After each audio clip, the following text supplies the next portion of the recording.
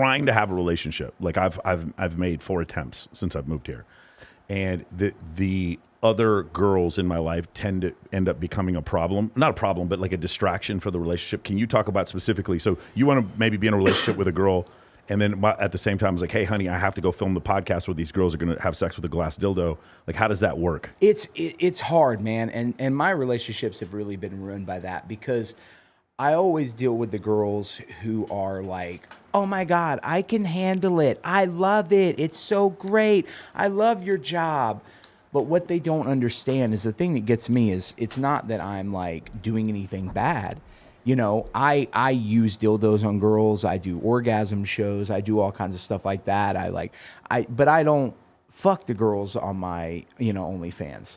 And that's very clear. Unless people pay the extra 20 or I mean, there 200. might be a little extra spicy shit in the messages. You don't know. There might be some go check the messages. Stuff. There we go. But the problem is that what girls tend to understand is, yes, it's my job, but I've been doing this for 17 years. Yeah.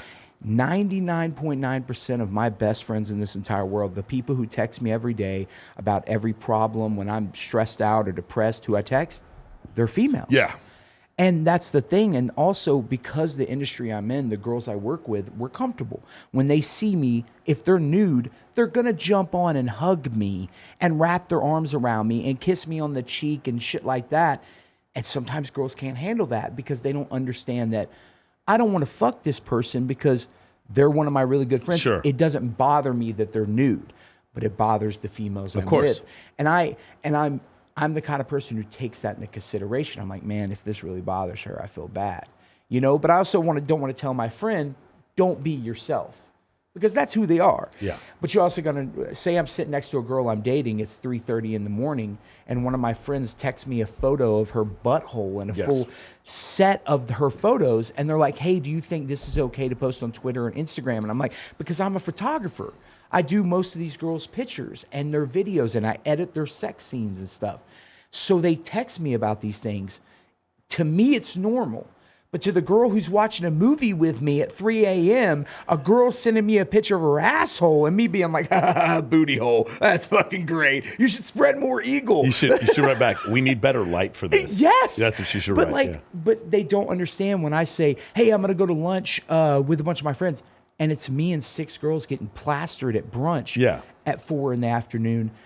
Girls don't look at that as you're working. But that is me working. Sure. Because we're discussing what we're going to talk on the podcast, what we're going to do, what skits we're going to film. And it's hard for females. And I understand that. And that's why when I break up with girls, most of my exes and me stay friends. Like Lydia Grace, huge TikToker I used to date. We are still but she's one of my best friends. Yeah. Because we understand our industry we're in. Sure. But it's hard, and I hate to say this, for girls who aren't in the industry to understand. You got to date someone if you're in this industry. I feel it's hard to date outside of it because it's really hard to understand. When I was a strip club DJ, all my friends were strippers. Every girl I dated hated every friend I had. I did that for 4 years, and the girls I would date, even if they were strippers, they hated my stripper friends. 100% because strippers are catty as fuck. They hate all other strippers because it's competition. Did you play high school football? A little bit, yeah. Okay. I played a little bit until I got injured. Did you ever see the corollary between the locker room in the strip club and the locker room with the high school football?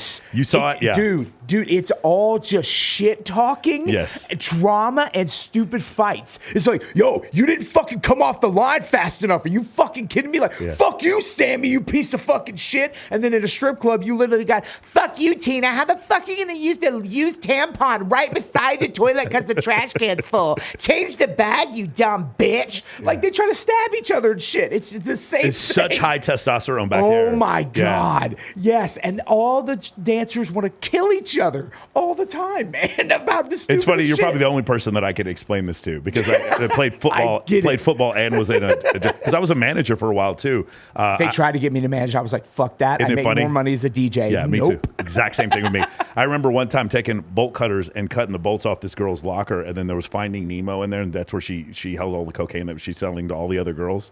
You know what I'm saying? That's like, bro. So Pretty typical story. I had there's this cunt muscle named Cherry that I used to work with. She is my arch nemesis. She is the goddamn bane of my fucking existence. I hate Cherry more than world hunger and AIDS. That's how much I hate Cherry.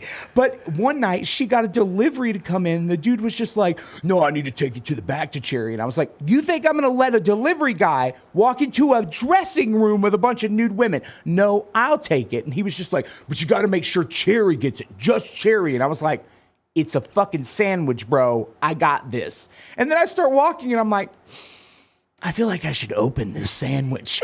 And I open it, and underneath the sandwich, there is a to-go container full of white powder. And I'm just like, no way. And I take it to my manager, and she's like, take it to Cherry and see what she says. So I walk this shit to the dressing room, and I open it up, and I'm like, Cherry, what is this?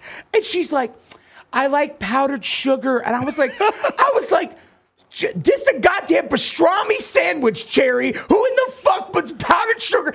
And this is what I did. And I was like, so you won't give a damn. And I dumped it in the dressing room mirror sink where the sink was. And I washed it all down. And she just, dude, the look on her face will haunt me for the rest of time. Because it was like I just poured her soul down a drain. But the girls would do crazy shit like this. I want to point out something. When the girl did the Finding Nemo thing, I was actually like, wow, that was really creative. Like, I was actually like, that's Finding Nemo. You put cocaine in there. And I don't think we fired her. I think maybe we sent her home that day. Let me guess. Cherry did not get fired? Fuck no, Cherry didn't get fired. I was so pissed the fuck off. Cherry didn't get fired for shit. Cherry has literally came in during a meeting. And the problem with one of the clubs I worked in was it was owned by an ex-dancer. And her thing was, I want to make a club for the girls. I did the same thing in Austin. I had an ex-dancer as owner. Dude, what basically meant is the girls run the club and we're just there for fuck's sake.